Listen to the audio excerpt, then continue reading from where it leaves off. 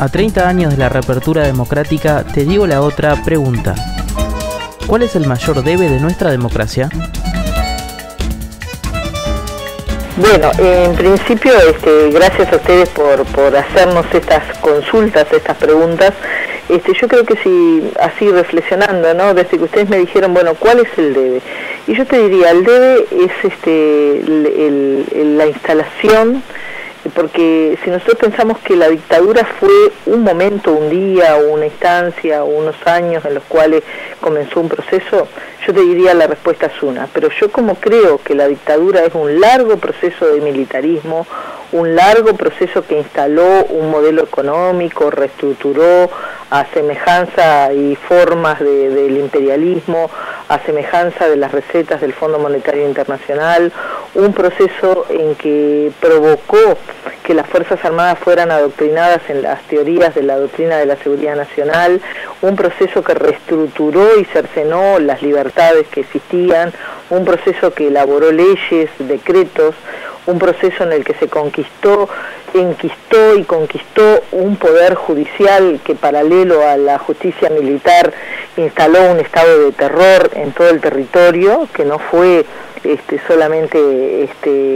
no tuvo solamente en cuenta la frontera, sino que se instaló en toda América Latina y en el Cono Sur. Se instaló un proceso en el cual fiscales y jueces lo consideraron como un territorio donde podían hacer a su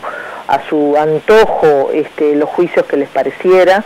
un proceso en el que se negoció, te diría, a la salida del 84 en adelante, se negoció una salida que no era la que el pueblo quería, por lo tanto no se juzgó ni se cambió a nadie de los que se habían atrincherados en ese proceso, no se pasó a resguardar ninguna de la información que en ese momento, por supuesto, los servicios de inteligencia guardaron, no se crearon bancos de datos con todo lo que había sucedido, no se iniciaron juicios, no se instaló ninguna comisión tipo la que se instaló, la comisión Sábato en Argentina, que provocó que las distintas instituciones, los distintos organismos, el movimiento popular hiciera todas sus denuncias y los expresos sobrevivientes y las expresas sobrevivientes pudieran recurrir a eso de forma inmediata. Por lo tanto, se instaló una estrategia de silencio. Yo te diría que para mí todos los protagonistas, todos los que fueron fundamentales en la instalación de ese terrorismo de Estado, se mantuvieron con sus privilegios, ascendiendo, y se negoció un proceso muy cruel en el cual se intentó que el silencio y el no juzgamiento de todos los delitos que ellos habían cometido siguieran en sitios claves. Por lo tanto, digo, lo que para mí sucedió y para nosotros sucedió desde el punto de vista de la historia es que hay un proceso de continuidad, ¿no? De continuidad previo al golpe de Estado del 73, durante y después. Hay una misma impunidad económica y tal cual lo plantea Chargoña, digo, yo estoy convencida que hay como una especie de ingeniería de la impunidad, que es la que permite que al día de hoy no se hayan realmente resuelto ninguno de los casos en profundidad, de lo que tuvo que ver el tema de la violación de los derechos humanos y la instalación de la tortura sistemática a miles y miles de personas, la realidad del retorno de casi 500.000 uruguayos en el exilio, sin ningún tipo de reparación, como tampoco eso se provocó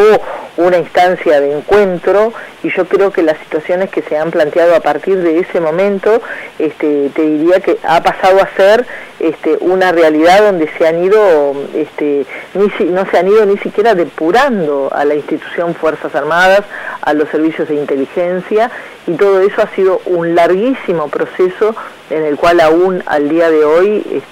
toda esta situación está en el debe, ¿no? Y creo que lo peor es que de alguna manera se instaló a nivel social como la idea de que la dictadura afectó solamente a la gente que estuvo presa o a la gente que estuvo exiliada, cuando en realidad el terrorismo de Estado, si algo hace, es instalar el miedo a nivel general de toda la población, a nivel de toda la situación que toca, a nivel de cómo trabajó la gente en la fábrica. Hoy podemos hablar de la situación de Fripur, de cómo allí se había instalado como una especie de cuartel, y ahí también tuvieron que ver los milicos, cómo no se indagaron todas las cosas que ellos habían apropiado, cómo no se instala la lucha contra una deuda externa que crearon ellos absolutamente impagable, y cómo hasta el día de hoy todo eso se extiende y no hay quien le ponga coto a esa situación y se diga esta deuda es absolutamente ilegítima. Por lo tanto, digo, yo creo que si